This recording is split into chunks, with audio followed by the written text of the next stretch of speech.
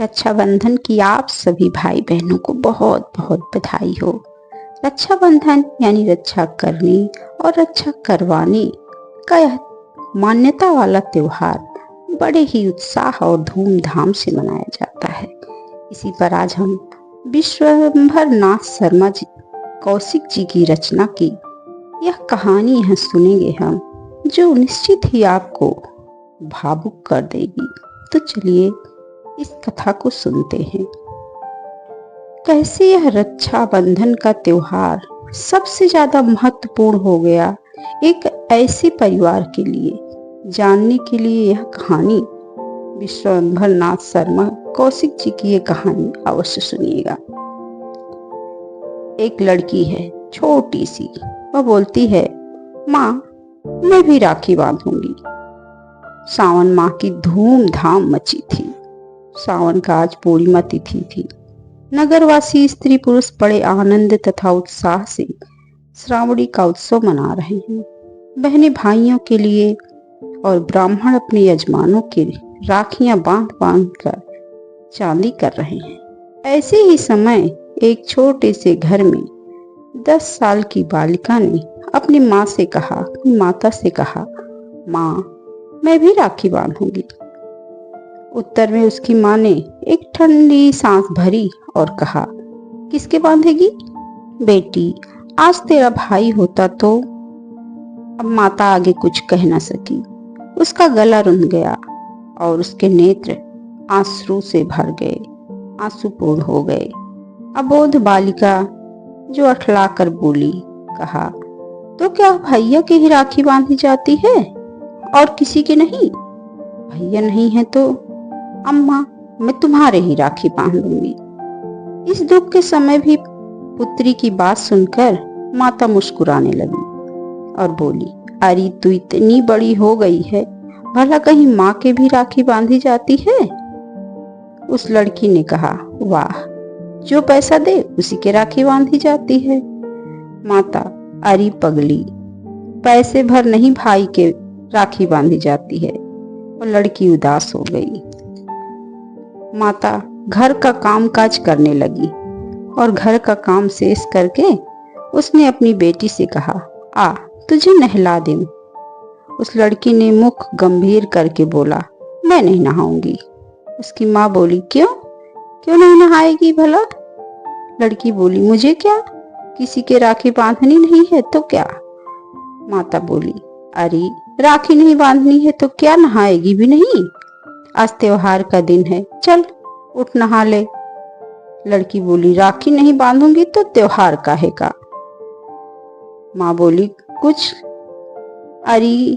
कुछ सिड़न हो गई है, राखी रट लगा रखी है, बड़ी राखी बांधने वाली है। ऐसी ही होती तो आज यह दिन न देखना पड़ता। पैदा होते ही बाप को खा बैठी, 2.5 बरस की होते होते भाई का घर छुड़वा दिया। तेरे ही कर्मों से सब नाश हो रहा है। अब लड़की, वो जो बालिका है, बालिका बड़ी अप्रतिम हुई और आंखों में आंसू भरे चुपचाप नहाने को उठकर खड़ी हुई। 1 घंटा बाद हम उसी बालिका को उसके घर के द्वार पर खड़े देखते हैं। इस समय भी उसके सुंदर मुख पर उदासी विद्यमान है। अब भी उसके बड़े बड़े नेत्रों में पानी छलछला रहा है। परंतु बालिका इस समय द्वार पर क्यों?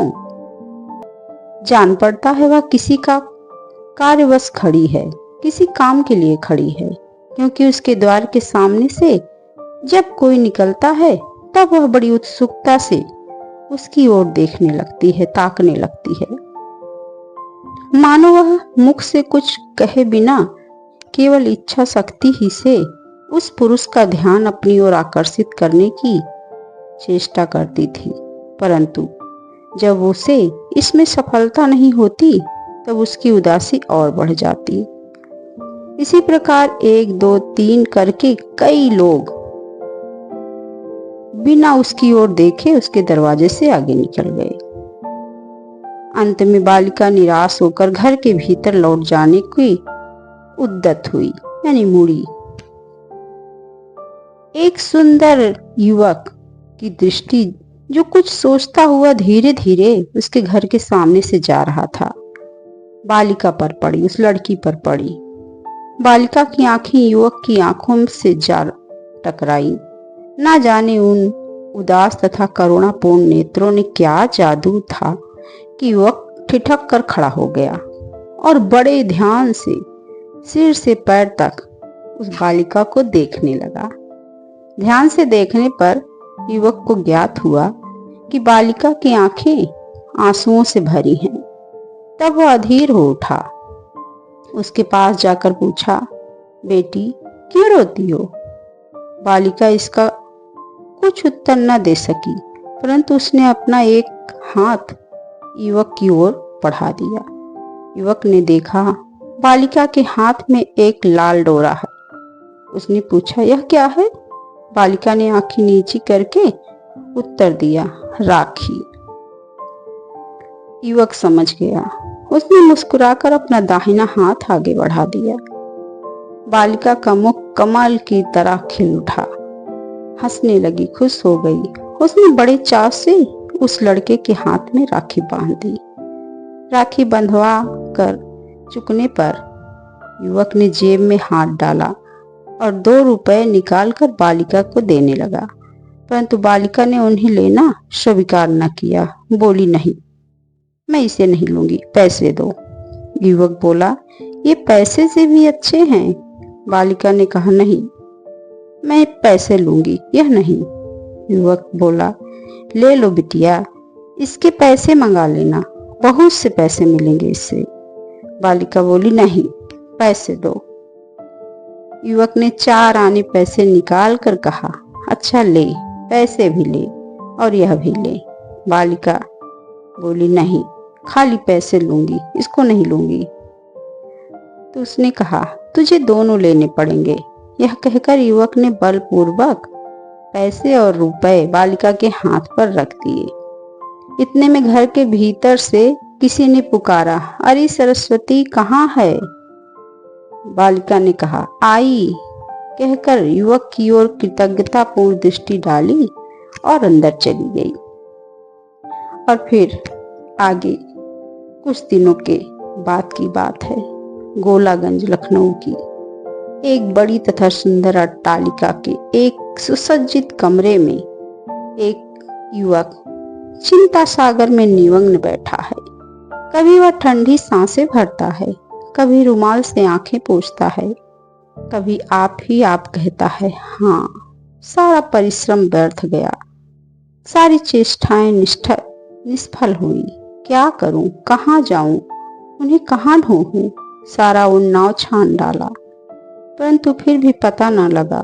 युवक आगे कुछ और कहने को था कि कमरे के द्वार धीरे धीरे खुला और एक नौकर अंदर आया। युवक ने कुछ विरक्त होकर पूछा, क्यों, क्या है? नौकर ने कहा, सरकार, अमरनाथ बाबू आए हैं। युवक संभल कर बोला, अच्छा, यही भेज दो। नौकर के चले जाने पर युवक ने रुमाल से आंखें पोंछ डाली और मुख पर गंभीरता लाने की कोशिश की। द्वार फिर से खुला और एक युवक अंदर आया। युवक बोला, आओ भाई अमरनाथ। अमरनाथ बोला, कहीं कहो घनश्याम, आज अकेले कैसे बैठे हो? कानपुर से कब लौटे? घनश्याम, कल आया था। अमरनाथ बोला, उन्नाव भी अवश्य उतरे होगे? घनश्याम बोला, एक ठंडी सांस भरकर, हाँ उतरा था, परंतु व्यर्थ। वहां मेरा क्या रखा है? अमरनाथ, परंतु करो क्या, हृदय नहीं मानता। क्यों? और सच पूछो तो बात ही ऐसी है। यदि तुम्हारे स्थान पर मैं होता तो मैं भी ऐसा ही करता। घनश्याम कहता है, क्या कहूँ मित्र, मैं तो हार गया। तुम तो जानते ही हो कि मुझे लखनऊ आकर रहे 1 वर्ष हो गया और जब से यहाँ आया हूँ उन्हें ढूंढने में कुछ भी कसर नहीं रखी कम, परंतु सब व्यर्थ है। अमरनाथ कहता है, उन्होंने उन्नाव न जाने क्यों छोड़ दिया और कब छोड़ा, इसका भी कोई पता नहीं चलता। घनश्याम कहता है, इसका तो पता चल गया ना कि वह लोग मेरे चले जाने के 1 वर्ष पश्चात ही उन नाव से चले गए, परंतु कहाँ गए यह नहीं मालूम है। अमरनाथ कहता है, यह किससे मालूम हुआ? घनश्याम कहता है, उसी मकान वाले से जिसके मकान में हम लोग रहते थे। अमरनाथ कहता है, हाँ, शोक। घनश्याम कहता है, कुछ नहीं, यह सब मेरे ही कर्मों का फल है। यदि मैं उन्हें छोड़कर न जाता, यदि गया था तो उनकी खोज खबर लेता रहता, परंतु मैं तो दक्षिण जाकर रुपया कमाने में इतना व्यस्त रहा कि कभी याद ही ना आई, और जो आई भी तो क्षण भर मात्र के लिए। ओह, कोई भी अपने घर को भूल जाता है, मैं ही ऐसा अधम हूँ। अमरनाथ बात काट कर उसकी कहता है, अजी नहीं, सब समय की बात है। घनश्याम कहता है, मैं दक्षिण न जाता तो अच्छा था। अमरनाथ कहता है, तुम्हारा दक्षिण जाना तो व्यर्थ नहीं हुआ, यदि न जाते तो इतना धन। घनश्याम कहता है, जी चूल्हे में जाए धन, ऐसा धन किस काम का? मेरे हृदय में सुख शांति नहीं तो धन किस मर्ज की दवा है। अमरनाथ कहता है, ये हाथ में लाल डोरा क्यों बांधा है? घनश्याम कहता है, इसकी तो बात ही भूल गया, यह राखी है। अमरनाथ, भाई वाह, अच्छी राखी है, लाल डोरे की राखी बताते हो।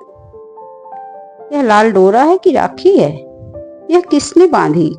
किसी ने बड़े कंजूस ब्राह्मण ने बांधी होगी। दुष्ट ने 1 पैसा तक खर्चना पाप समझा होगा, डोरे ही से काम निकाला।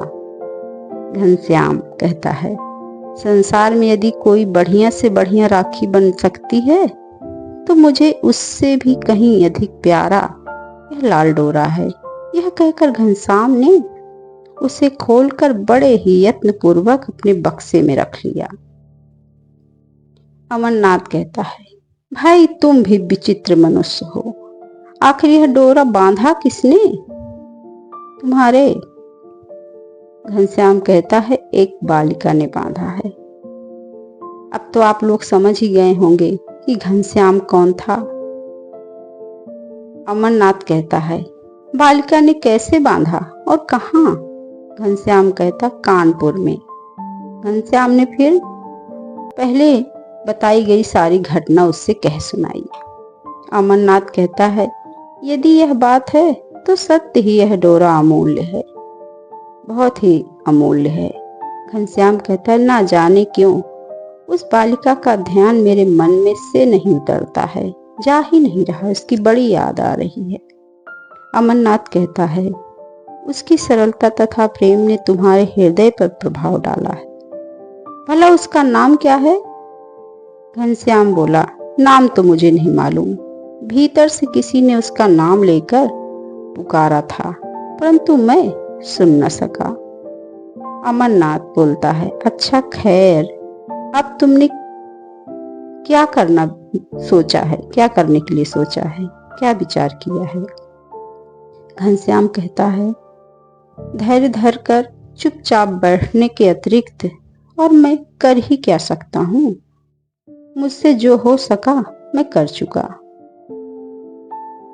हाँ, अमरनाथ कहता है, यही ठीक भी है, ईश्वर पर छोड़ दो, देखो क्या होता है। अब यह घटना तो आपने जो कुछ बताया मैंने सुना, इसको बीते हुए 5 साल हो गए।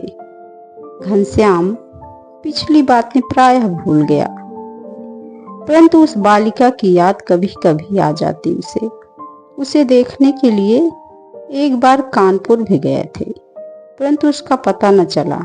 उस घर में पूछने पर पता चला कि वहां से वह अपनी माता के सहित बहुत दिन हो गए न जाने कहाँ चली गई।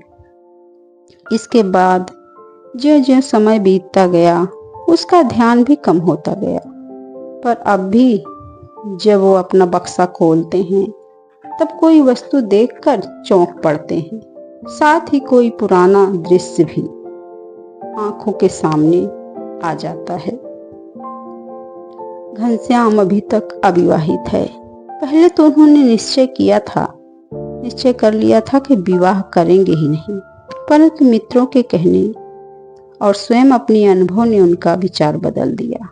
अब वे विवाह करने पर तैयार हैं, परंतु अभी तक कोई कन्या उनकी रुचि के अनुसार नहीं मिली। अब जेठ का महीना है। दिन को एकदम जला देने वाली धूप के पश्चात सूर्यास्त का समय अत्यंत सुखदायी प्रतीत हो रहा है। इस समय घनश्याम अपनी कोठी के बाग में मित्रों के साथ बैठे मंद मंद शीतल वायु का आनंद ले रहे हैं। आपस में बातचीत कर रहे हैं, हास्य रसपूर्ण बातें हो रही हैं। बातें करते करते एक मित्र ने कहा, अजी अभी तक अमरनाथ नहीं आए? घनश्याम बोला, वह मनमौजी आदमी है, कहीं रम गया होगा। दूसरा दोस्त कहता है, नहीं रम नहीं, वह आजकल तुम्हारे लिए दुल्हन ढूंढने की चिंता में रहता है। घनश्याम बोला, बड़ी दिल लगे बाज हो। फिर दूसरा दोस्त कहता है, नहीं दिल लगी की बात नहीं है। तीसरा कहता है, हाँ परसों मुझसे भी वह कहता था कि घनश्याम का विवाह हो जाए तो मुझे चैन पड़े। ये बातें हो ही रही थी कि अमरनाथ लपकते हुए आ पहुंचा। घनश्याम बोला, आओ यार, बड़ी उम्र है तुम्हारी, बड़ी लंबी उम्र है। अभी तुम्हारी ही बातें हो रही थी, तुम्हें ही याद कर रहे थे। अमरनाथ कहता है, इस समय बोलिए नहीं, एक आध लोग को मार बैठूंगा अगर कोई ज्यादा बोला तो। दूसरा व्यक्ति कहता है, जान पड़ता है कहीं से पिट कर आए हो। अमरनाथ कहता है, तू फूल बोला क्यों? दूसरा कहता है, क्यों बोलना किसी के हाथ बेच खाया है क्या, बोल नहीं सकते? अमरनाथ कहता है, अच्छा दिल लगी छोड़ो, एक आवश्यक बात है। वो सब उत्सुक होकर बोले, कहो कहो कहो क्या बात है? अमरनाथ कहता है घनश्याम से, तुम्हारे लिए दुल्हन ढूंढ ली है मैंने। सब एक स्वर में बोले, फिर क्या तुम्हारी चांदी है? अमरनाथ कहता है, फिर वही दिल लगी, यार तुम लोग अजीब आदमी हो। तीसरा मित्र कहता है, अच्छा बताओ कहाँ ढूंढी दुल्हन? अमरनाथ ने कहा, यहीं लखनऊ में ही। दूसरा मित्र कहता है, लड़की का पिता क्या करता है? अमरनाथ ने कहा, पिता तो स्वर्गवास हो गए हैं। तीसरा कहता है, यह तो बुरी बात है। अमरनाथ बोला, लड़की है और उसकी माँ, बस और कोई नहीं है तीसरा उसके यहाँ। विवाह में कुछ मिलेगा भी नहीं, लड़की की माँ बहुत गरीब है। दूसरा मित्र कहता है, यह उससे भी बुरी बात है। तीसरा व्यक्ति कहता है, उल्लू मर गए पट्ठे छोड़ गए, घर भी ढूंढा तो गरीब, कहाँ हमारे घनश्याम इतने धनवान, और कहाँ ससुराल इतना दरिद्र, लोग क्या कहेंगे? अमरनाथ कहता है, अरे भाई, कहने और ना कहने वाले हम ही तुम हैं, और यहाँ उनका कौन बैठा है जो कहेगा? घनश्याम ने एक ठंडी सांस ली। तीसरा मित्र कहता है, आपने इसमें क्या भलाई देखी जो यह संबंध करने की सोचा? अमरनाथ कहता है, लड़की की भलाई। लड़की लक्ष्मी रूपा है, जैसी सुंदर वैसी सरल। ऐसी लड़की दीपक ढूंढने पर भी नहीं मिलेगी, जो भी कदाचित मिले।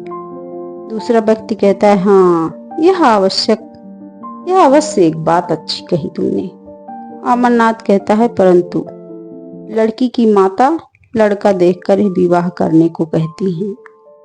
तीसरा भी कहता है, यह तो व्यवहार की बात है घनश्याम, और मैं भी लड़की देखकर ही विवाह करूंगा। दूसरा मित्र कहता है, यह भी ठीक ही है। अमरनाथ कहता है, तो इसके लिए क्या विचार है? तीसरा व्यक्ति कहता है, विचार क्या, लड़की देखेंगे। अमरनाथ भी कहता है, तो कब? घनश्याम ने कहा, कल। अब कल यानी दूसरे दिन शाम को घनश्याम और अमरनाथ गाड़ी पर सवार होकर लड़की देखने चल पड़े। गाड़ी घूमती हुई चक्कर खाती पहियागंज की एक गली के सामने जा खड़ी हुई। गाड़ी से उतरकर दोनों मित्र गली में घुसे। लगभग 100 कदम आगे जल जाकर अमरनाथ एक छोटे से मकान के सामने खड़े हो गए और मकान का दरवाजा खटखटाया। घनश्याम बोले, मकान देखने से तो बड़े गरीब जान पड़ते हैं। अमरनाथ ने कहा, हाँ बात तो ऐसी ही है, परंतु यदि लड़की तुम्हें पसंद आ जाए तो यह सब सहन किया जा सकता है। इतने में दरवाजा खुला और भीतर गए वे लोग। संध्या हो जाने के कारण मकान में अंधेरा हो गया था, अतः ये लोग द्वार खोलने वाले को स्पष्ट रूप से देख न सके। एक दलान में पहुंचने पर ये दोनों चारपाई पर बैठा दिए गए। बिठाने वाली ने, जो स्त्री थी, कहा, मैं जरा दिया जला दूं, आप लोग बैठो। अमरनाथ ने कहा, हाँ जला दो दिया। स्त्री ने दीपक जलाया और पास ही एक दीवार पर उसमें रख दिया। फिर इनकी ओर मुख करके वह नीचे चटाई पर बैठ गई। परंतु ज्यों ही उसने घनश्याम पर अपनी दृष्टि डाली, एक हृदय में भेदी आह उसकी मुख से निकली और वह ज्ञान शून्य होकर बेहोश होकर गिर पड़ी। स्त्री की ओर कुछ अंधेरा था, इस कारण उन लोगों को उसका मुंह स्पष्ट रूप से दिखाई नहीं पड़ता था। घनश्याम ने उसे उठाने को उठा, परंतु ज्यों ही उन्होंने उसका सिर उठाया और रोशनी उसके मुख पर पड़ी, त्यों ही घनश्याम के मुख से निकला, मेरी माँ, मेरी माता, और उठकर वे भूमि पर बैठ गए। अमरनाथ भी विस्मित हो ऐसे बैठे ही रहे, काष्ठवत। अंत में कुछ क्षण के बाद बोले, ओह, ईश्वर की महिमा बड़ी विचित्र है, जिनके लिए ना जाने तुमने कहां कहां की ठोकरें खाई, वे अंत में इस प्रकार मिले। घनश्याम अपने को संभाल कर बोले, थोड़ा पानी मंगाओ। अमरनाथ, किससे मंगाऊं, यहाँ तो कोई और दिखाई ही नहीं पड़ता। परंतु हाँ, वह लड़की तुम्हारी। कहते अमरनाथ रुक गए। फिर उन्होंने पुकारा, बिटिया थोड़ा पानी दे जाओ। परंतु कोई उत्तर अंदर से ना आया। अमरनाथ ने फिर पुकारा, बेटी तुम्हारी माँ चेत हो गई हैं, थोड़ा पानी दे जाओ। इस अचेत शब्द ने न जाने क्या बात थी कि तुरंत ही घर के दूसरी ओर बर्तन खटकने का आवाज हुआ।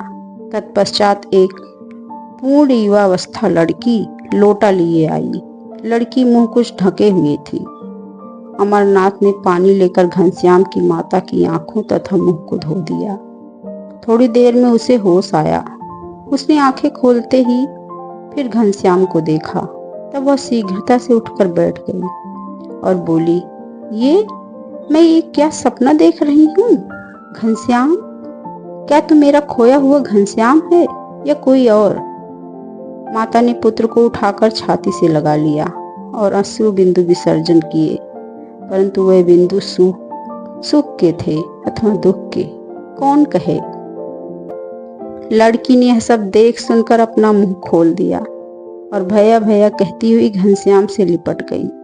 घनश्याम ने देखा, लड़की कोई और नहीं, वही बालिका है जिसने 5 साल पहले 5 वर्ष पूर्व उसकी राखी बांधी थी और जिसकी याद प्रायः उसे आया करती थी।